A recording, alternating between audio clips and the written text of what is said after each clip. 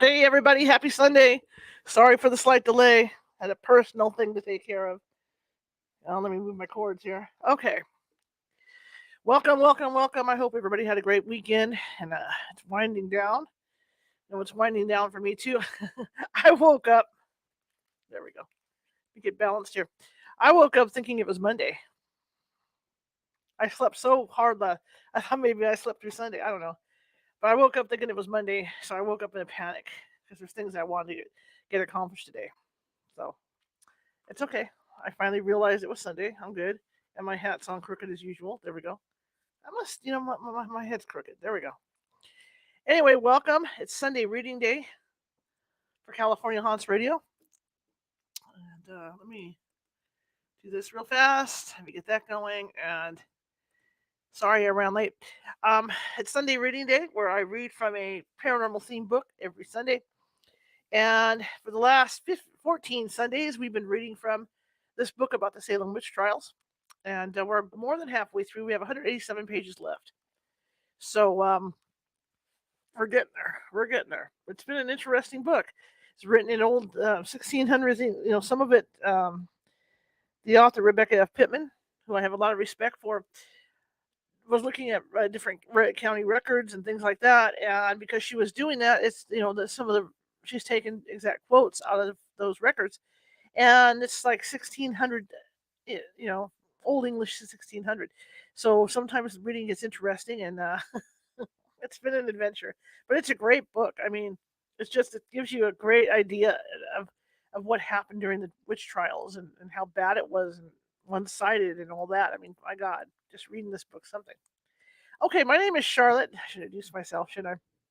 And I am the owner of California Haunts Radio and the California Haunts Paranormal Investigation Team based out of Sacramento, California.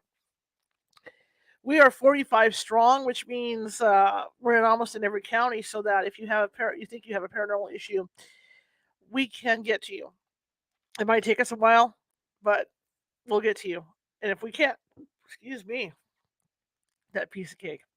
And if we can't get to you right away, we have five mediums on staff who can call you and help you out till we can get out to you. So yeah, okay, that's done. And you can find us right here on Facebook under California Haunts, or under my name, or over at Instagram under Ghosty Gal, and it's all lowercase, or over at YouTube under California Haunts Radio. That would be youtube.com/ampersand California Haunts Radio. Or you can find us at TikTok under California Haunts, and that is all lowercase. Or you can find us at Twitter at Cal Haunts. Or you can find us on Twitch, and I think that one's Cal Haunts too. Okay, well, welcome, and we're going to get reading here. Like I said, we're down to this is our 15th Sunday, or our 15th reading of this. It doesn't necessarily mean Sunday, because sometimes if a guest doesn't come through or something happens, that's why I fall back on is reading the book. So we have opened this book 14 times. This is the 15th time I'm going to open this book to read it. So we're getting there. We're inching closer to the end, and then we're going to be switcher.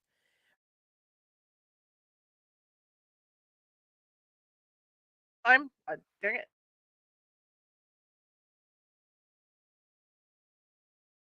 It's going to be one of those days. Anyway, so we'll be getting into. Whoa, there we go again. So we'll be getting into unholy structure. And I even paid for more internet. I upgraded my internet, and this is what I'm getting. I upgraded my everything for my internet, all the equipment, everything, and this is what's happening. It's irritating. Com- Comcast, Xfinity. I'm gonna put the name out there because it really bugs me. I didn't I didn't have this problem with AT&T, but unfortunately AT&T, you paid for the service. That's all I can say about that. You pay for what you get. Okay. Anyway, this book is written by Rebecca F. Pittman. I have permission from her to be reading it. I also have permission from the publisher to be reading this book, so there's no copyright issues with that. So we're going to clear that up right away. And like I said, this is the 15th time I'm literally opening the ebook.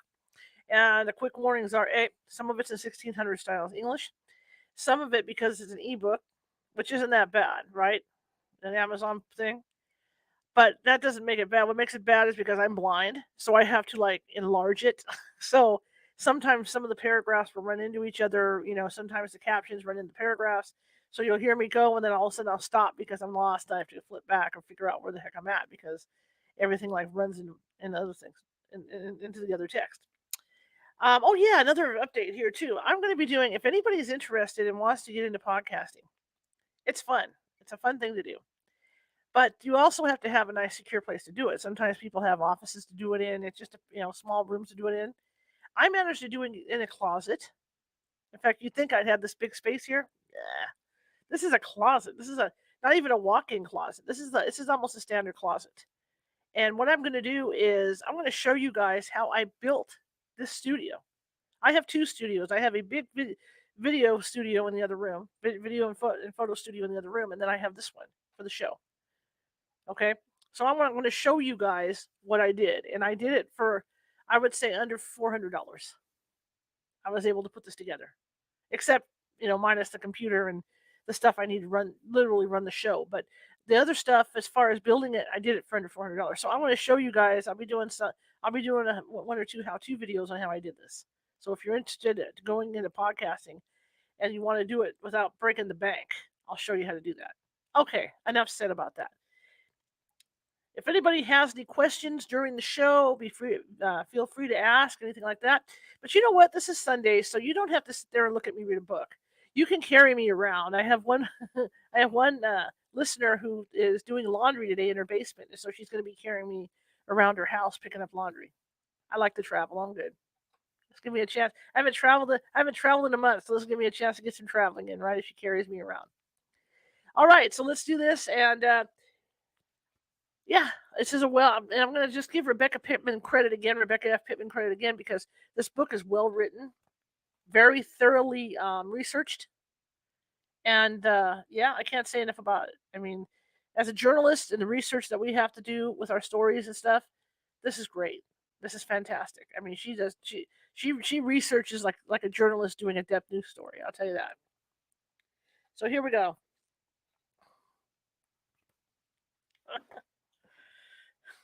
It's just an FYI if you want a little fun today too.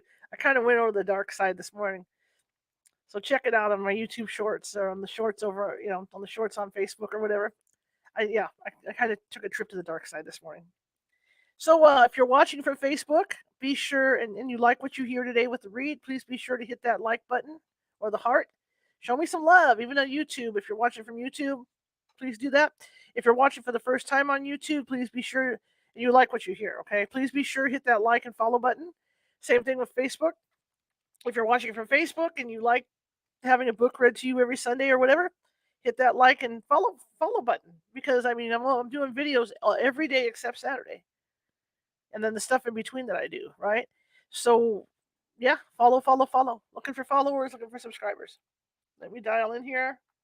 I have an antiquated tablet. It's overworked and underpaid. It keeps telling me it's running out of memory. I can't even update my tablet. That's how old my tablet is. But it's done the job. And it went dark. Storage space running out. Well, yeah, we knew that. We knew that was happening. So hang on for me to get this back in. Okay. So here we go. All right. So the book is The History and Haunting of Salem, The Witch Trials and Beyond by Rebecca F. Pittman. And the courts are over. They finally came to the conclusion, after all these killings of these innocent people that were accused of witchcraft. They finally come to the conclusion. A whole bunch of people came to here. There were people from out of town, from Boston, I think, that came to that conclusion that it was bogus, and they killed these people essentially for nothing. So this is where we're at in the book. So where we're starting is the court of Oyer and Terminer is dismissed. This is where we're starting, but this is after hanging 16 people for witchcraft who were innocent. Pretty sad thing in history. And if you want to know the rest of the story, if you're just coming in for the first time today, if you want to know the rest of the story, go on back on go to our YouTube page. Everything's there from day one for these stories, everything. Or if you don't want to do that and you want to drive and hear my lovely voice, we are on Apple, iHeart. You can find us everywhere. A podcast. So anyway, here we go. And like I said, as of last Sunday when we were reading, they started to close these court Court's down. Okay, so here we go. Again, the court of Oyer and Terminer is dismissed. The magistrates finally fell beneath the onslaught of disapproval and petitions for the release of prisoners. On October 26th, they did what they had always done. They laid the decision on the church's doormat.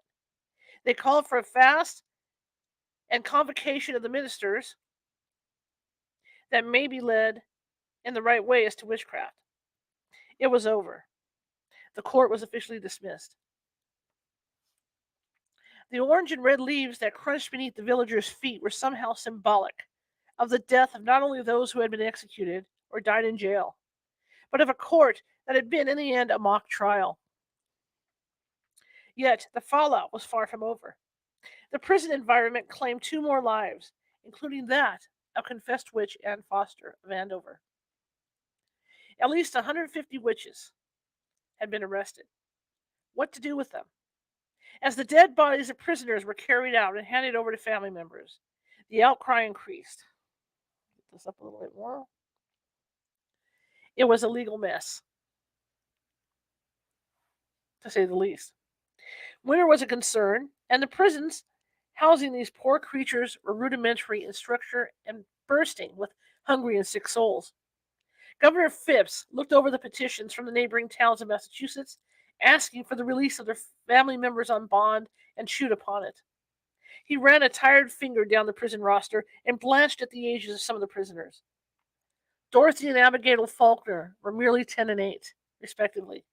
Nathaniel Dane and John Osgood were willing to put up £500 bond for them.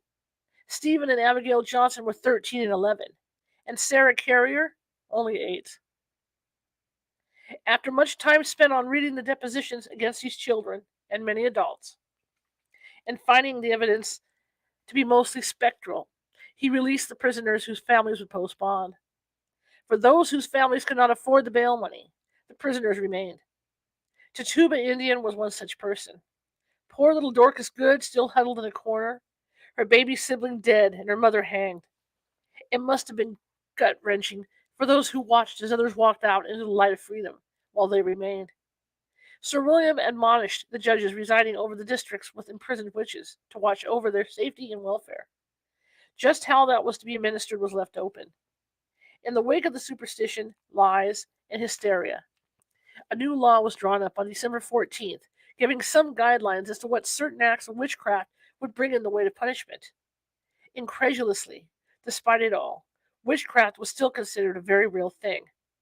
There just needed to be better laws to discern the degree of the witchcraft used. For those witches who conjured or used charms to hurt or kill, for any invocation, conjuration of any evil spirit, or for taking up any dead man, woman, or child from their graves, the penalty was death. Quote, "It's disconcerting to think this grave robbing must have been an issue, or it would not have required mention." Unquote. For the practice of white magic, which was going on anyway in secret in many houses, the sentence was prison time or the pillory if you were using charms, etc., in an effort to find stolen property, buried treasure, the killing of cattle, or to invoke any person to unlawful love. Despite the dissolution of the court and the gradual release of prisoners, some towns held tight to the witch mania. Gloucester was one such town. It sent for the superstars of Salem Village to come and take a look at some afflicted people. The girls complied, and 4 women were rounded up as witches and ended up in Ipswich jail when Salem turned them away. In November, some from Gloucester summoned the girls again. As they were crossing the Ipswich Bridge on their way to that town, they met an old woman that must have seemed like a perfect fit for a crone's image. The girls fell down into fits and cried out against her. But to their astonishment, the people who gathered to see what the fuss was about looked at them in amusement, ignored them, and went about their business. Ipswich had no patience for such antics. The girls got up, dusted themselves off, and looked at each other as if to say, "Now what?" The girls continued their journey to Gloucester, but their performance lacked conviction. The magician's curtain had been pulled back, and they were exposed. No arrest resulted from their journey. Salem Village turned its thoughts to the brutal cold of winter. The only thing that saved hundreds of households from freezing that season was what the majority of witches imprisoned were women. Was that the majority of witches imprisoned were women, leaving the men to chop the wood and forage for food. Still, so many field hands had left crops unattended during their time spent as spectators in court and trying to fight off the devil that produce and meat were at a minimum. Sheriff Corwin had made off with cattle and foodstuffs that were not that easy to replace. Jars that typically held preserves sat empty. Firewood was hastily gathered where it could be found, for despite popular belief, Salem Village boasted many open fields, rocky ground, and marshes. Old Nick pushed around the chess pieces on his map of Essex County to no avail. His pawns had fallen, leaving him deposed. His bishop would seem to be vanquished from the village, and his knights had fought their last battle. Even the castles of court were laid low. He looked about the destruction he had caused, and while 20 executions were not the massive total he had hoped for, the desecration of towns and churches had been encouraging. There would be other times, in other places. Chapter 36. What have we done? Hello, Pamela. Chapter 36. What have we done? As the Massachusetts Bay Colony looked about at the devastation wrought in a short year's time, it assessed the loss to its legislative coffers as well.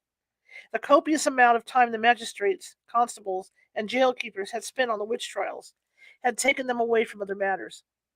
The timing had been detrimental to the colony.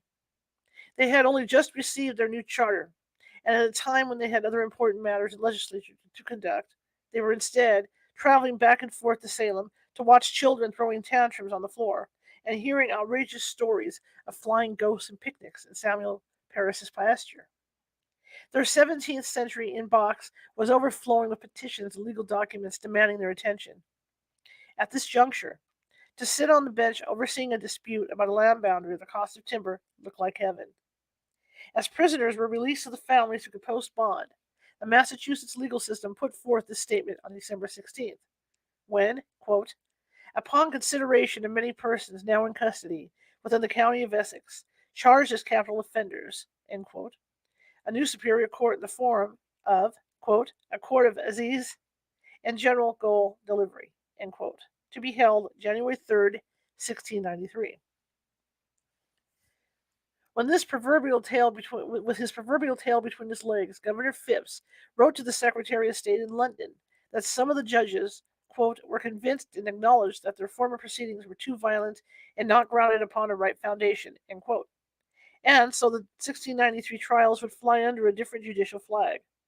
Phipps may have put forth the disclaimer that he had been in England when the whole mess started, and that many people were already questioned and in jail by the time he returned with the charter. And so, in the new year of 1693, the snows fell upon Essex County. The mind-numbing routine that had witnessed the boredom and eventual hysteria of the winter prior settled in once more. A year had passed since Abigail Williams and Betty Parris watched as Tituba dropped an egg white into a glass of water in the shape of a coffin appeared in the swirling as it swirled. Albumin. Albumin? Is that the word? As farmers, housewives, and children once more took up their daily chores and scripture study, did they miss the excitement that had added color to their gray days during the elevated state of hysteria? As their hands tied dried herbs, sewed a button, or wielded an axe, were they now freed from the miasma of psychoneurosis that had plagued the county? 2 court sessions were held in January and February under the new court of assize, where 52 people were tried. Only 3 were convicted. 9 of the people appearing, including the wealthy Philip and Mary English, were not even indicted. The list of those acquitted contained the names of Mary Toothaker, Mary Lacey Jr., Richard Carrier, and Mary Marston. 3 confessed witches were convicted on the grounds of covenanting with Satan and afflicting others: Sarah Wardwell, Betty Johnson, and Mary Post. Anthony Checkley, the Boston lawyer who had replaced Thomas Newton as trial attorney during the trials of Oyer and Terminer, informed Governor Phipps that technically the 3 condemned women were under the same circumstances as some of the cleared. Phipps thought it over and reversed his decision. He reprieved them as well. Lieutenant Governor Stoughton went through the roof. He had already signed their death warrants, along with 5 others who had recently been tried and found guilty. Phipps, in a rare move of courage, stood strong and reprieved them all, stating his decision would stand, quote, until their Majesty's pleasure be signified and declared. End quote. True, he had passed the buck to the head of England, but it was a stand of defiance all the same. Stoughton stormed off the bench in early February, resigning his post, quote, filled with passionate anger, unquote. He let it be known by this action of reprieving convicted witches, quote, the kingdom of Satan was advanced, and the Lord have mercy on the county, end quote. He had been denied his pound of flesh. Thomas Danforth replaced him, although Stoughton returned in April to preside over the final set of trials. By April 1693, only a few remained who would stand before the bar. Hearing the court of warrior term had been dismantled. Alden had returned to Salem from his hiding place in New York on December 22nd, 1692. He posted bond on December 31st. On April 25th, he stood before a bench of judges who lacked enthusiasm and were ready to move on to other matters besides witches and wizards. He was reprieved and left to go about his business. The majority of the other prisoners to stand before the court of Assize, filthy and thin from months of imprisonment, were Andover confessors. Those who had been home for a time, thanks to the bond release, looked far better off, with washed faces and clean clothes, and a color in their cheeks that was wanting in the others who spent their hours in darkness. Every one of them was acquitted and let go. Tituba Indians sat within the crumbling stone walls and watched as one by one the others left and did not return. She had eaten the prison fare and inhaled the stench of sweat, urine, and feces for over a year. Babies had been born here. Some lived, others did not. She had been here the longest. The other 2 arrested with her were long gone. Sarah Osborne died before her eyes within the walls of Boston Prison, and Sarah Good had left her filthy pipe behind as she was dragged up to Gallows Hill and hung. She had heard endless nights of weeping and prayers, hatred and swearing, hope and resignation. On May 9th, 1693, an Ipswich grand jury finally granted her reprieve. The official document stated, quote, to Tapa, an Indian woman servant to Mr. Samuel Parris of Salem Village, end quote, had, quote, wickedly and feloniously signed the devil's book, quote, and, quote, become a detestable witch, end quote. The court offered her one disclaimer as to her vulnerability to evil. They wrote ignoramus at the top of her reprieve. If Tituba found the news of her pardon heartwarming, it was soon made known to her that her master, Reverend Samuel Parris, had declined to pay her jail fees, thus leaving her there to rot. Many others, who had been formally granted their freedom, remained until their bills could be paid. Some, without relatives who would help them, or homes that could mortgage, waited in the dark nights. One such witch was Sarah Daston, who finally died waiting for some kind soul to ransom her out. Mary Watkins, finding herself in the same situation, hit upon the idea to ask the jailer if he might find her a master who would be willing to pay her jail fees in exchange for her servitude. A gentleman from Virginia was found, and she exchanged imprisonment for slavery. Tituba, perhaps following her example, offered the same request, and a new master paid her fees in exchange for a lifetime of chores. With board at the jails, she had run up a tab at both Boston and Salem, averaging about 2 shillings a sixpence a week. Tituba's bill of over a year was formidable. She was lucky to find someone who would free her. Margaret Jacobs, the granddaughter of old George Jacobs Sr., who had been hanged as a wizard, was still incarcerated. Her parents had fled the state during the witchcraft accusations and not returned. It was a moot point anyway. The Jacobs goods had been seized during their exile, and there was no money with which to pay the jailer. Although Jacob Sr. had left Margaret £10, I think it's pounds or shillings, I'm just going to go with pounds, in his will, the inheritance had fallen through the cracks. Despite her bravery in recanting her confession of witchcraft, she stayed in jail as the seasons turned outside. Finally, a generous soul, hearing of her plight, paid her jail fees, and Margaret went free, not as a servant, but as a young woman to find her way in the world. For the prisoners handed the reprieves, it was on paper only. Despite reclaiming their places amongst their families, many did not reclaim their good names amongst the general population. They had been convicted of witchcraft, and an allegation such as that was hard to wear down. Elizabeth Proctor and Abigail Faulkner, both condemned witches who had been given extra time before their executions due to pregnancy concerns, walked out of jail with their babies. These women, and the others convicted, had no legal existence. They could not even claim their dowers. Proctor returned to a home desecrated of its possessions, only some of which her family had managed to buy back. Her husband had been hanged, and she had another hungry mouth to feed among a plethora of children. The aftermath. As the prisoners were released and wandered back to ruined lives, did the villagers mark that the afflicted girls showed no signs of further tormenting? If indeed these people they had cried out against were witches, would they not still remain so? In fact, would they not now be free to inflict their wrath on the girls and adults who had caused their own torments and ruination? Yet, oddly, none of the afflicted posted reports of harassment after the prisons emptied. Cotton Mather, defiled for his involvement in trying to help some of the afflicted, such as Mary Short, had remained faithful in putting his notes and insights of the trials into a manuscript.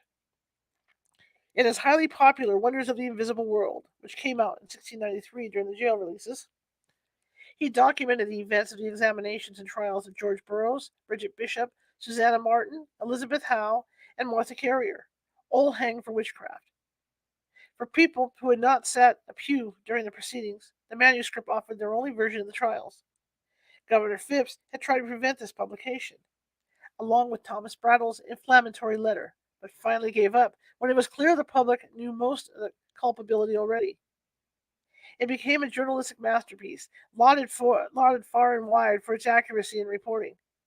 Sheriff George Corwin had continued his looting. Hardest hit was Philip English.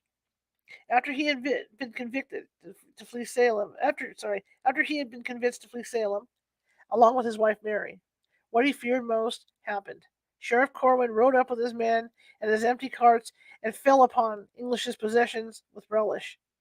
Corwin, having bagged a big bird, also went after English's wharves and warehouses, until the total amount seized totaled over 1,500 pounds. Philip English, who eventually lost his wife due to conditions she had suffered while in prison of such tactics. It did little good. The new witchcraft law, which had been adopted in December while English was in hiding, left out the 1604 provision that preserved dower and inheritance for the heirs of the executed witches. Many believe this omission was Phipps's way of protecting the Essex County Sheriff, who had already confiscated part or all of the estates of several of those who had been executed. Had Mary English's death been the loophole Corwin crawled through in order to snatch up English's goods? Or was the looting of condemned witches allowed in the fine print? At any rate, Corwin was exonerated from any wrongdoing, and the pleas of Philip English in 1694 were ignored. Under the new bill, Corwin had done nothing wrong. English was to have the last word on the matter. Sheriff George Corwin died in 1697. English somehow confiscated the dead man's body and hid it. While he couldn't do this for long, he held on to it until the funeral arrangements had been delayed enough for the sheriff's family to finally pony up 60 pounds. Not nearly what English had lost, but a piece of justice nonetheless. Yet, it was the lineage of Judge John Hawthorne, a man English hated equally as much as Corwin, who would thwart Philip English's Philip English's total revenge on the purveyors of the witchcraft trials. English left behind daughters, one of whom would marry one of Judge Hawthorne's sons. This union would produce a lineage that included famed novelist Nathaniel Hawthorne, who added a W to his name in an effort to disassociate himself from the infamous judge. Nathaniel, who was born in Salem town in 1804, penned, among other novels, The House of the Seven Gables and The Scarlet Letter. These two literary masterpieces are filled with haunted images where the ghosts of the witch trials can be seen woven throughout the ink lines. God and the Devil. For New England Puritans, Indian warfare, and visitation of hundreds of witches, was a devastating blow to the people who had escaped England to bring to this barren wilderness God's word and erect their shining city on the hill. These people, even third generation Puritans, believed without a doubt in the invisible world around them, where angels and demons battled over their welfare. The wonders of nature held signs of the righteousness of wrongdoing. You could be blessed by sun and rain for a bountiful harvest, or laid low by a hurricane or tornado. All acted as barometers of their standing with God. Thus, when in 1692 a plague of Indian and witch attacks infiltrated New England, they turned to themselves to see what they had done to incur God's wrath. While he had unleashed the devil among them, why had he unleashed the devil among them? It was this train of thought that the military commanders and magistrates hid behind during the ravaging of town and village by evil appearing in the guise of spectral shapes and the all too real physical bodies of hatchet-wielding natives. The militia's failed attempts to save butchered towns along Maine's coastline could be attributed to the devil, not ordinary men.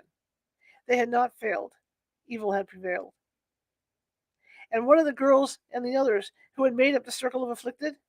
How convenient it was to let these young innocents run the show. Not only did they, through coercion from adults, rid the village of its unwanted souls, they had solved murders from long past through the appearance of specters in winding sheets crying out against their killers. These were murders in which the magistrates had failed to convict the perpetrator. The adults had but to whisper someone's name who held land they coveted, or who had mistreated them, or held a rank higher than their own, and abracadabra, they were taken care of. It was not until the accusations hit too close to the governor's door that it all came falling down. Is that partly why the magistrates overlooked the glaring evidence that the girls were faking their fits? Were they, like others, only too happy to see many of these people condemned? So many machinations were going on behind the scenes that it's hard to say. In the end, it was a group of afflicted people who would stand before the judgment of posterity.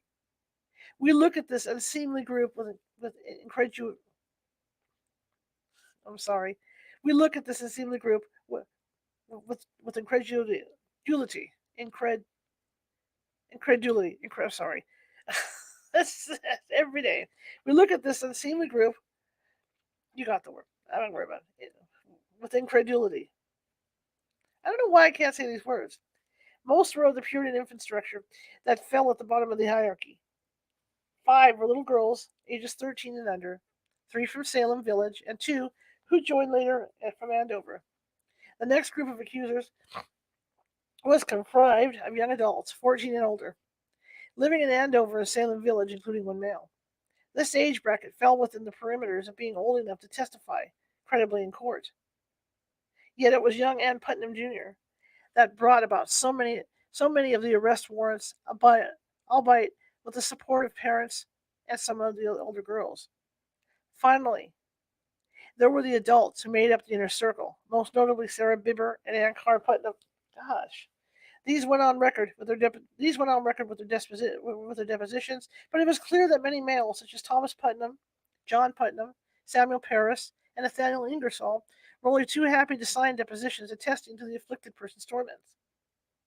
It is the very makeup of this group that keeps historians and voyeurs from centuries into the future, gaping at the audacity of the girls and the gullibility of a society. How did it happen? What have we done? Chapter 37, Confessions and Compensation. Spring came to Salem village in explosions of color, fragrance, and promise. The inhabitants looked out upon a world that seemed suddenly changed, not just in appearance, but in feeling. There were pews at the meeting house, glaringly emptied of the souls who once sat there on the Sabbath, now buried and mourned. One could not walk or ride past the rocky ledge of Gallows Hill without glancing with a shudder at the thick boughs of the trees there, one in particular void of its bark, where weighted ropes had stripped it bare. The most active in the accusations and trials searched for ablution. Searched for ablution. Many never found it. There was an unseen poison that still lingered here. As confessions began to emerge, admitting to falsified statements, the village of Salem was left reeling. What was real and what was fake? That the devil lived was a certainty, but now they were being told that people had been executed due to false witness. Had witches infiltrated Salem, or had they not? Was it only by degree or by mass? Neighbor had accused neighbor. Husband had broken charity with wife, and children had testified against relatives. How would they ever rebuild a network of trust within these ruins? Even the meeting house seemed less than sunlight. Here, chaos had reigned in a house that was built for charity and a coming together of the community. As the people of the village walked past the pasture land of the parsonage, did they look and wonder if a bloody Sabbath was held there? Was that the sudden bending of grass falling beneath unseen footstep? Was that a witch's pole leaning against a tree, or merely a broken branch dangling in the wind? How would they know what to believe? Reverend Samuel Parris's last days. Reverend Samuel Parris would take the brunt of the backlash as more and more people came to the conclusion that something very violent happened under his watch. It was either to lay the blame on someone else's doormat than to admit. I'm sorry, it was easier to lay the blame on someone else's doormat than to admit you had been party to the gossip, or had been one who had voted for Martha Corey or Rebecca Nurse's excommunication. The villagers did retain one area of consistency. They again refused to pay Parris's salary. He would have to find a way to make a living off the orchard and pasture where witches and the man in the high crowned hat had died. They went farther and asked that Parris be removed, stating Mr. Parris has been the beginner and the procurer of the sorest affliction, not to the village only, but to the whole country. Many refused to step foot inside the meeting house if he was at the pulpit. In an effort to stem the tide of hatred, the Reverend looked out over the meager gallery, or gathering. I'm sorry, the meager gathering in April of 1693, and offered a prayer of forgiveness for himself, along with the regret that the whole thing had begun beneath his roof. Yet, in typical fashion, he hurriedly made it clear he had no idea conjuring and was going on. He had no idea conjuring was going on, and that, quote, I desire to lie low under this reproach, and to lay my hand to my mouth, end quote. Parris called his sermon Meditations for Peace. He admitted in it that the devil could take the shape of an innocent person, and that it was wrong to allow the afflicted to name who was afflicting them and use it as evidence. He and laying it soundly back on the devil, he offered his sympathy to the families who had suffered through the clouds of human weakness and Satan's wiles and sophistry. To the end, Parris found scapegoats everywhere, but his own threshold. The congregation was not moved. Rebecca Nurse's family in particular were strong in their reproach of this man of the cloth. Quote, if half so much had been said formally, stated John Tarbell, Rebecca Nurse's son-in-law, quote, it would have never come to this, end quote. One of Rebecca's sons, still trying to come to terms with his grief, said, quote, we know not how to express the loss of such a mother in such a way, end quote. The Nurse family, who had fought so valiantly to clear their matriarch, looked upon a man who took the word of hysterical children over that of a church-coveted woman, and signed depositions that would hang her. Even Judge Hawthorne had hesitated as he looked upon this frail, pious woman and tried to save her initially. But not Parris, not the shepherd of the flock. The cry against him continued until finally, in April 1695, a council of churches of the North Shore met to mitigate the issue. After hearing the accusations against Parris, the Assembly of Ministers agreed with the opponents that unwarranted and uncomfortable steps had to be taken by Parris during the dark time of confusion. Had been taken by Parris during the dark time of the confusion. Many complained that his sermons during the witch trials had been dark and dismal, and words of charity were never heard from his pulpit. Finally, Parris bent to the majority. There was no point in preaching to a hostile gathering or trying to subset on paltry offerings from his land. He struggled on until June 21st, 1696, when he made a formal announcement to a Salem village congregation that he was resigning. 2 weeks later, his wife Elizabeth who had been ill throughout the witchcraft hysteria, died. His caveat for leaving was that the town pay him in arrears of 79 pounds to 9 shillings and 6d. I don't know what that is. They happily complied and began immediately the search for a new minister. Samuel Parris packed up what was left of his little family. Betty Parris returned to her home, looked about it at the emptiness left by the loss of her mother and Tituba, who had cared for her most of her life. She had a little brother now, Noyes, named after the infamous Reverend of Salem, and little else. It was rumored Noyes later died. Samuel Parris and moved where he died in February 1720 at the age of 67. Little Betty Parrish, the child who possibly began the witch crisis when her nervous disposition betrayed her over the conjuring with egg whites, went on to live full life. She married and gave birth to 5 children while living in Concord, Massachusetts, where her father had first taken her.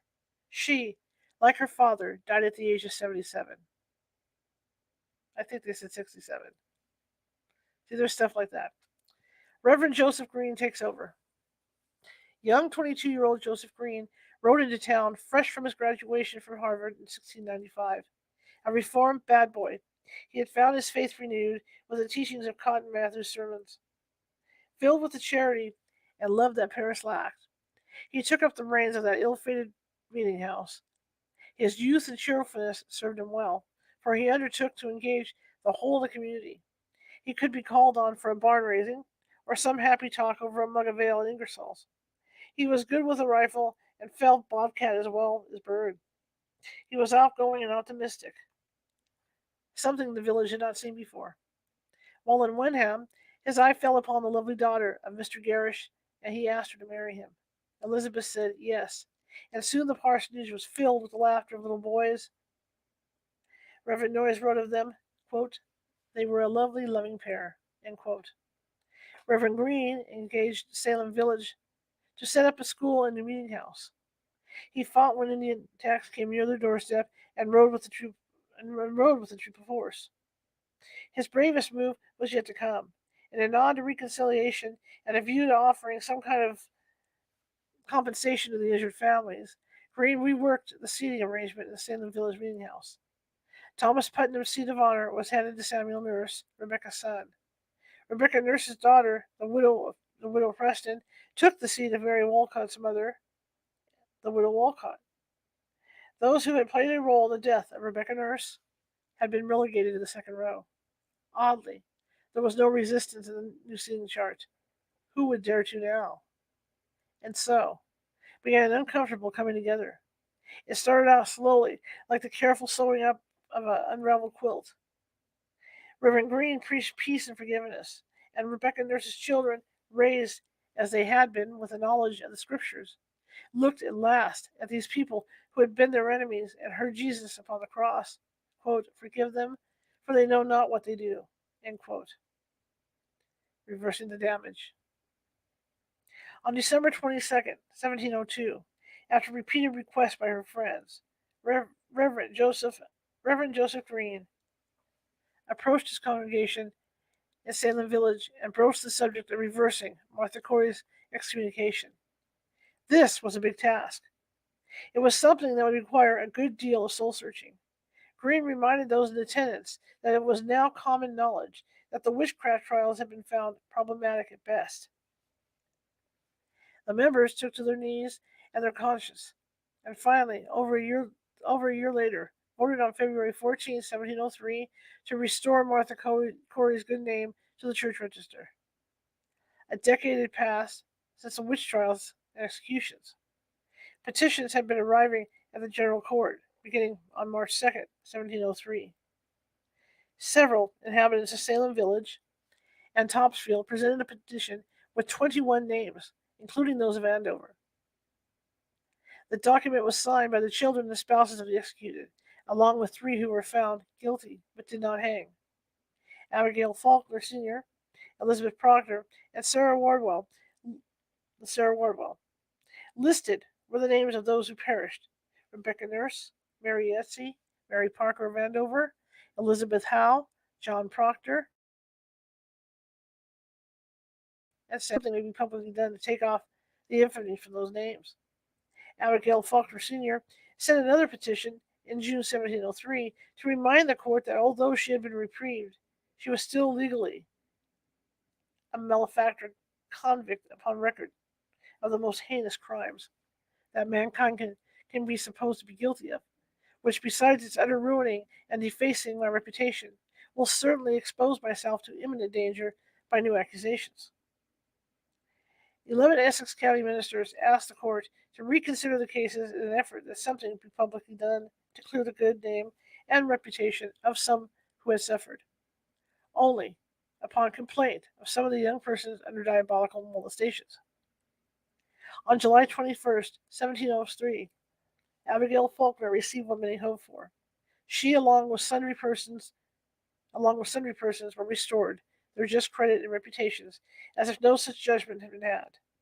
A bill was also drawn up to disavow spectral evidence in future trials.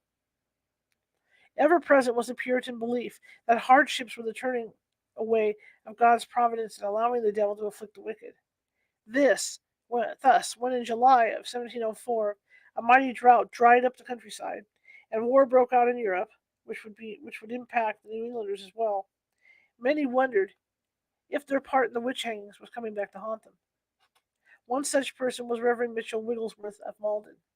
He wrote to Increase Mather on July 22nd, 1704, quote, I fear that God hath a controversy with us about what was done in the time of the witchcraft. I fear the innocent blood hath been shed, and they may have had their hands defiled therewith. He threw the magistrates a bone by declaring the judges did act conscientiously,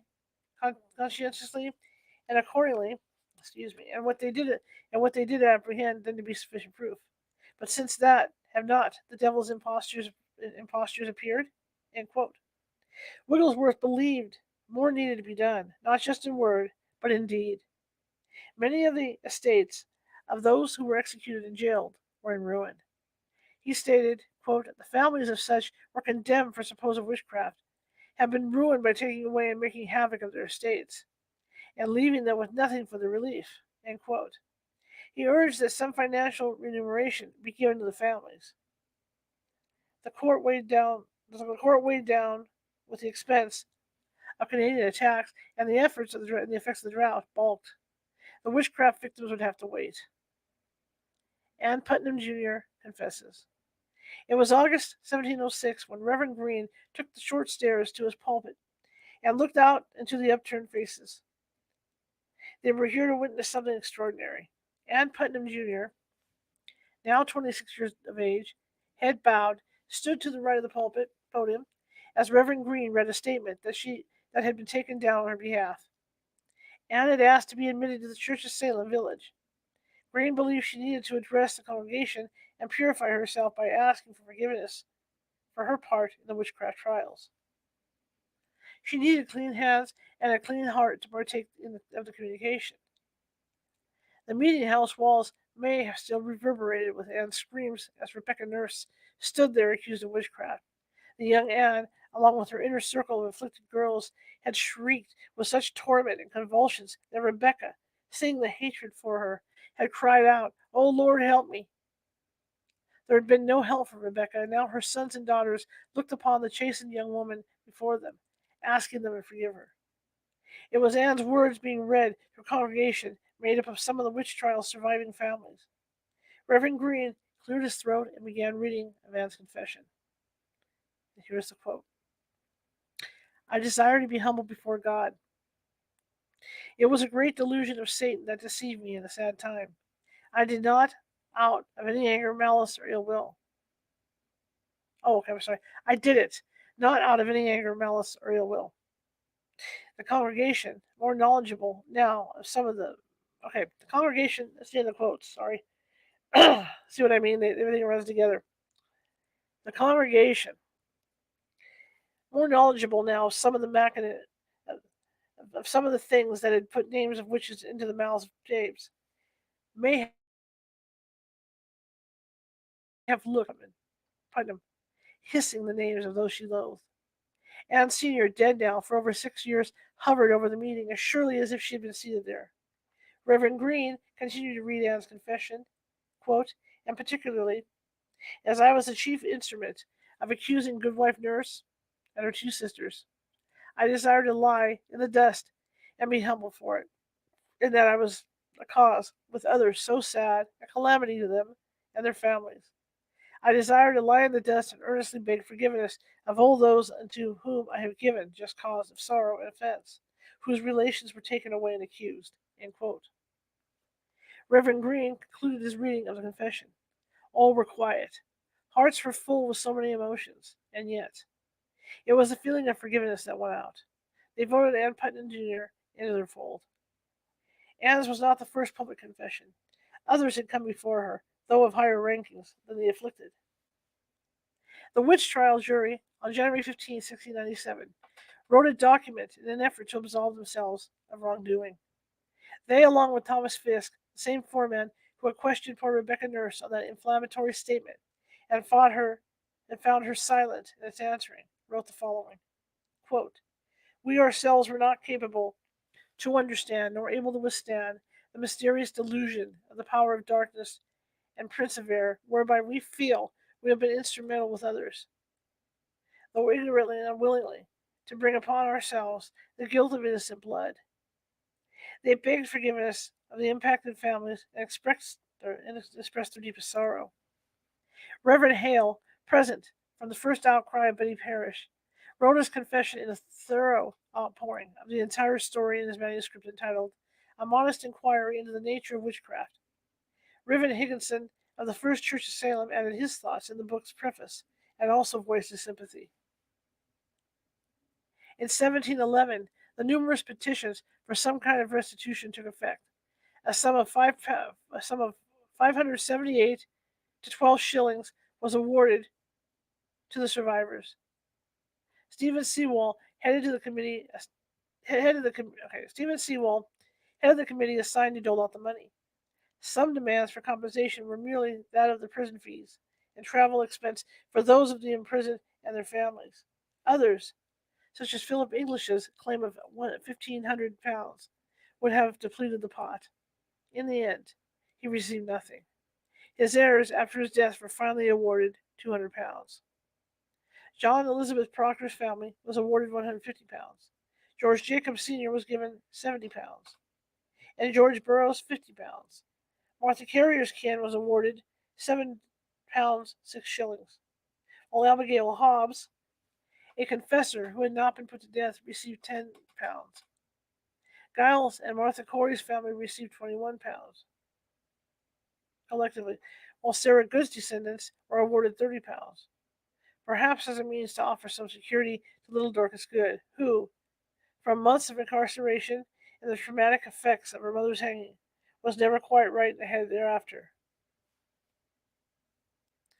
And the Nurse family? Peter Cloyce had collected Sarah, Rebecca's church door slamming sister, after she was released from jail and left in the area. Rebecca Nurse's children had made it clear they did not want money, but a clearing of their mother's name. It was finally granted on March 2nd, 1712, when the First Church of Salem revoked her excommunication, that it may no longer be a reproach to her memory and an occasion of grief to her children. Giles Corey was likewise reinstated. The devil departs Salem village. The destruction of lives begun 20 years earlier was slowly being restored, although the damage to families would never be repaired. A few silver coins would not undo the loss of lives, farmland, and livelihood, let alone bring about the full understanding of what had happened to the small community of 500 souls and beyond. Sir William Phipps. Sir William Phipps returned to England in mid-November 1694, amidst the criticism of his handling of events as governor in 1692. He died shortly thereafter in February 1695. Thomas and Anne Carr Putnam died within 2 weeks of each other in 1699. Putnam's heirs received a small inheritance, as Thomas left behind an estate heavily in debt. Anne Putnam Jr. died unmarried in May 1715 at the age of 35. Due to her confession and membership of the church, she died with the forgiveness of her fellow man. God's forgiveness had already been granted. Elizabeth Booth married Israel Shaw in Salem one day after Christmas in 1695. She bore two children. Her sister Alice, who had joined her as an accuser, married Ebenezer Marsh in Salem on November 25, 1700. Abigail Hobbs married Andrew Center of Ipswich on June 18, 1709. Her widowed stepmother, Deliverance, may have lived with them. She bore two sons after moving to Wyndham. Elizabeth Betty Hubbard, who had run from the wolf shape of Sarah Good all those years ago, married John Bennett in 1711 in Gloucester and bore four children. Sarah Churchill married Edward Andrews on August 11, 1709, at the age of 37. If she had looked into the Venus glass for some sign of her future husband's occupation, she would have seen the shape of a weaver's loom. For so he was. For so he was. They were both fined for fornication before their union. They lived in Berwick, Maine, where he died. Sarah was still very much alive at the age of 67. She vanished from the record soon after. Mercy Lewis, one of the more vocal of the accusers, floundered after the trials. She moved to Greenland near Portsmouth, now near Portsmouth, New Hampshire, to live near her Aunt Mary Lewis. Mary was married to Jonathan Lewis and had a brother named Abraham Lewis. It was at that home of Abraham that Mary bore a bastard son. One Charles Allen stepped forward during Mercy's prosecution to testify on her behalf. It was believed the child was Allen's. He had Mercy married before 1701 and ended up in Boston. Betty Paris, whose removal from the witchcraft delirium may have saved her life. May have saved her, may have saved her and her life, married Benjamin Barron in 1710 and had 5 children. He died in 1754 and she in 1760. Susanna Sheldon fell on hard times after her fame as a professed seer met with his favor. She wandered to Providence, Rhode Island, and lived with a relative, John Sheldon, for a time. On May 8, 1694, she was ordered to court as a person of evil fame. She may have been forced from town, as many prostitutes were. There is no record of her after 1697. Mercy Short, the young woman with whom Cotton Mather lavished so much time in an effort to relieve her afflictions, was married off by Mather to one Joseph Marshall on June 29, 1694. The happy union was not to last, as Mercy was excommunicated on the grounds of adultery with another man. She died before 1708. Mary Walcott, the Paris's closest neighbor, and possibly one of the first brought into the accuser's circle, fared better than many of her constituents. She married Isaac Farrar in Salem on April 29, 1696, only 4 years after the witchcraft outbreak. They ended up in Ashford, Connecticut in 1713, where they raised 6 children. Abigail Williams and Mary Warren disappeared from the record books. If they had married, it would probably have been recorded. Some rumors had them falling in the way of Susanna Sheldon, where men paid for their services. There was little more known of them after the witch trials came to an end. Deodat Lawson packed up his documents and went back to England in 1696. He published an extended version of his 1692 sermons called Brief and True Narrative in 1704. His fortunes did not go as planned, and he was enduring deep financial distress in 1714. Cotton Mather died in 1728, outliving his much older father, Increase Mathers, by only 5 years. His celebrated works lived on and are still cherished by scholars of the witchcraft trials. Nicholas Noyes fulfilled Sarah Good's curse of the gallows when she told him that he would have blood to drink if he hanged her. Noyes was old and fat in 1718 when a blood vessel burst inside his head, leaving his mouth filled with blood. He was 70 years old. It had taken 20 years for Sarah Good to extract her revenge, that is, if you believe in witch's curse. George Jacob Jr.'s bones were found on his abandoned farm in a grave bulldozed by a developer in the 1950s. The developer put the bones in a box and handed it over to the Danvers Archival Center. Danvers was the new name given to Salem Village when it finally became incorporated in 1757. In August 1992, the Tercentennial Committee arranged to have Jacob's bones buried in the Nurse Homestead Cemetery near Rebecca's grave. Danvers Tercentennial Committee persuaded the Massachusetts House of Representatives in 1992 to issue a resolution for the courage and steadfastness of these condemned persons who adhered to truth when the legal, clerical, and political institutions failed them. It was strong words coming from a body of legislative giants. The document listed the names that were omitted from the earlier reversal of attainder. The wording said the victims of 1692 were worthy of remembrance and commemoration. Finally, on October 25th, 2001, the missing names of Susanna Martin, Bridget Bishop, Alice Parker, Margaret Scott, and Wilmot Reed were added to the 1957 resolve. The final ablution for the 1692 witchcraft victims was given 310 years after the hangings.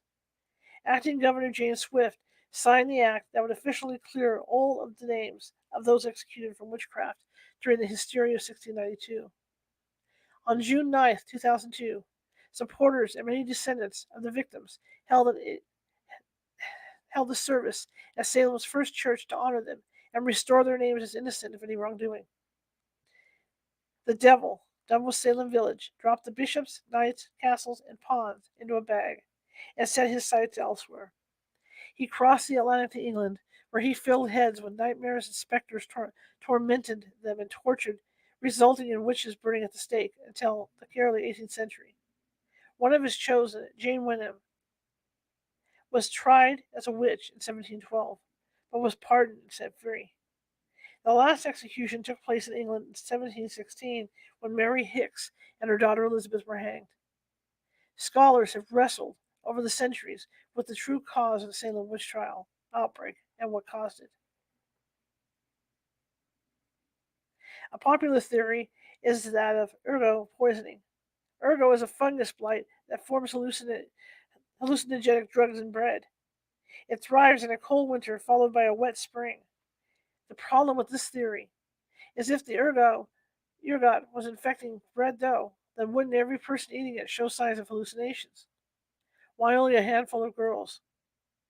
And if ergot appears on wheat in the spring, after the winter thaw, then why were the first outbreaks in February when snow lay on the ground and the wheat had not been planted?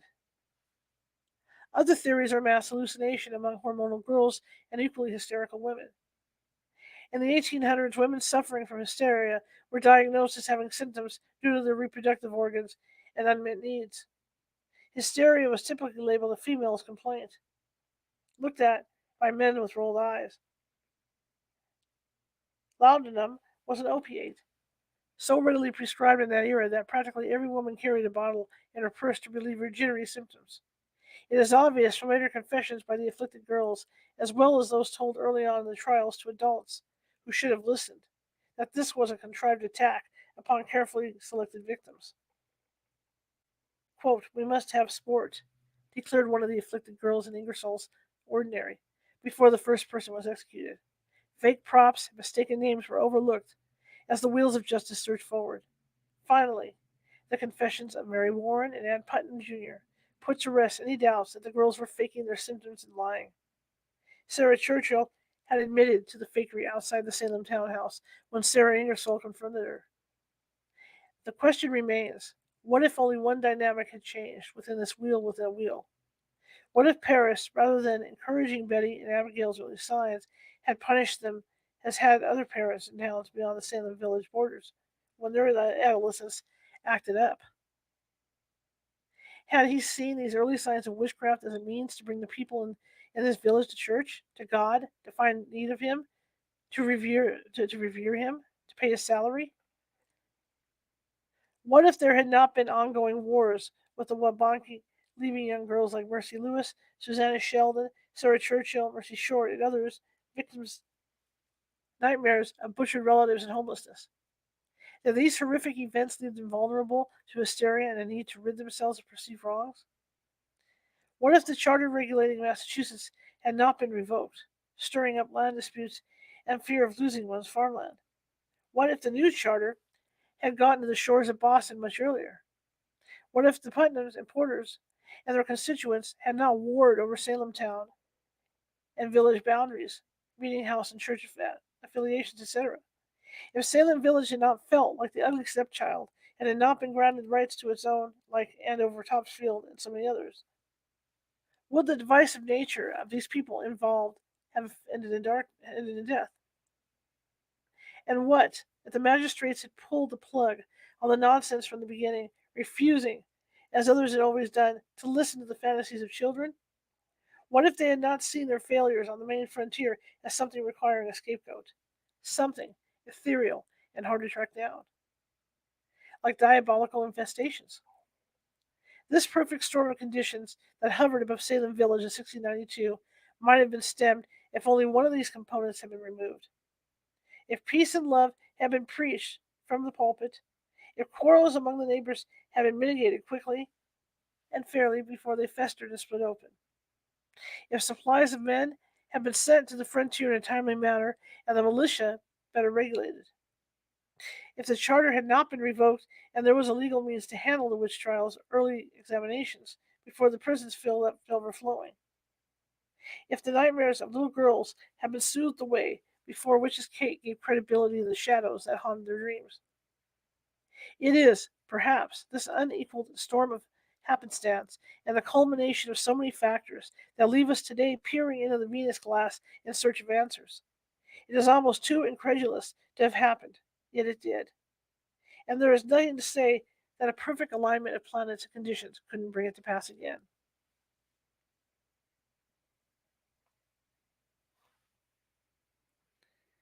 Let me take a look at this and see where we're at. I think that might be it.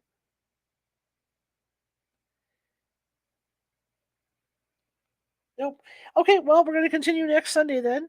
It looks like there's still a little bit more in here. It says I'm 78%. So, okay. All right, well, we're going to stop there. Boom, power off. Thank you, everybody, for coming today and listening. It's been a fascinating ride with this book. It's a lot more interesting than I thought it was going to be, but gosh, the stuff that went on, right? The stuff that went on in Salem and other towns and cities at that point, small cities. Anyway, I want to thank you all for coming tonight. Tomorrow we'll be back. I will be back at 6:30 p.m. with a special guest. His name is Javier Morales, and Mr. Morales um, lives up here in Northern California and likes to hang out in Yosemite and different places like that, looking for cryptids. So he's got some stories to tell. You hear that? That was weird.